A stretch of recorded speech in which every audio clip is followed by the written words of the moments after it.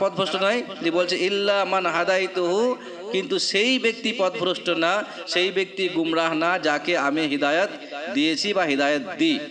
অর্থাৎ আমি যাকে হিদায়াত দেবো সেই হিদায়াত পাবে, আমি হিদায়াত না দিয়ে হিদায়াত পাওয়ার সম্ভাবনা নেই। অতএব ফাস্তাহদুনি আহদিকুম, তোমরা আমার কাছে হিদায়াত চাও, আমি তোমাদের হিদায়াত দেবো। তাই আমরা সূরা ফাতিহা কি বলি? ইহদিনাস সিরাতাল মুস্তাকিম, হে আল্লাহ তুমি আমাকে সরল পথ দেখাও, সঠিক পথের প্রতীক করো। অতএব তোমরা সকলেই গুমরাহ, সকলেই পথভ্রষ্ট, যাকে আমি হিদায়াত দিই সে বাদে। আর অতএব তোমরা আমার কাছ থেকে হিদায়াত কামনা করো, আমার কাছ থেকে সঠিক পথের আশা করো, চাও, দোয়া করো, আমি তোমার দোয়া কবুল করবো, হিদায়াত দেবো। এটা একটা দিক। আর ইয়া ইবাদি কুল্লুকুম জায়াউন, হে আমার বান্দা সকল, তোমরা সকলেই ক্ষুধার্ত, তোমরা সকলেই ক্ষুধার্ত, মানে একেবারে না খাওয়া অবস্থায় প্রত্যেকে। ইল্লা মান আতআমতুহু, সেই ব্যক্তি বাদে যাকে আমি খাওয়াই।